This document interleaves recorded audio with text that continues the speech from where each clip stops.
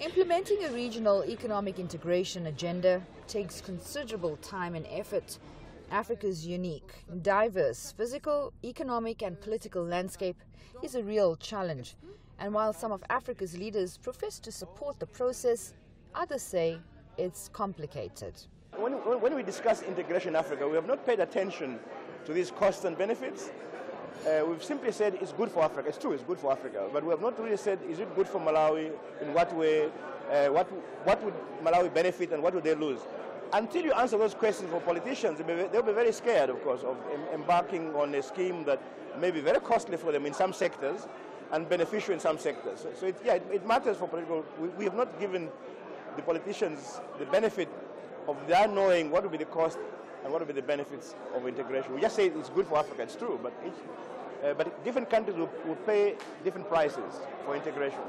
Experts also say despite the central theme at the African Economic Conference being to speed up integration, the reality is most sovereign states in Africa are battling to industrialize themselves and remain locked into producing natural resources with no value-added chains that can create economies of scale. The sense of urgency comes partly from the fact that although countries in Africa are growing very rapidly, none of them is industrializing. Okay? And that is this concern, but maybe regional integration can help these member states to begin to address the issue of industrialization. We export raw materials, okay? And Africa is booming on the best raw materials. And every country in Africa is worried about employment problems. The mining activities don't create many jobs. They are very capital intensive. They use machines and so forth. So there is a concern at national level for more jobs and all that.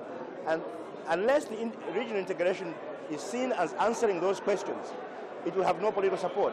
But as long as African governments, as long as they believe that maybe regional integration can help them solve the issues of unemployment in their own countries, building new industries and markets for new industries, that's what gives the urgency to it.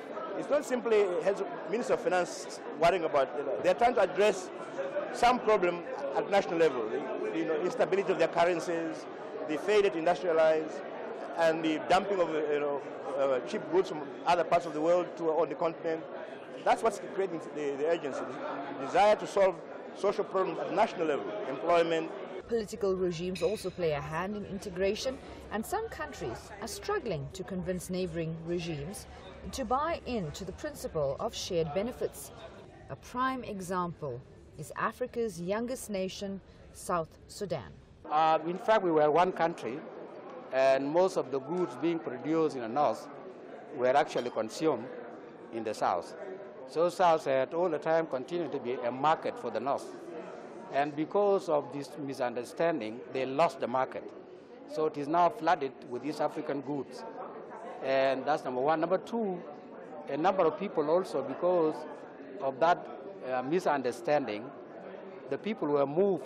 They were told that you would be killed by Southerners, so they rushed to go to the north.